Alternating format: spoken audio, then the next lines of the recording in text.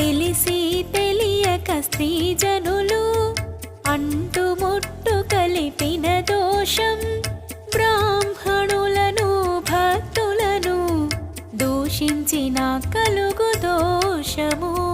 ఆది పరాశక్తి అవతారము సాక్షాత్తు లక్ష్మీ విష్ణు అవతారము సర్వదేవతల స్వరూపము సర్వలోకముల స్థావరము.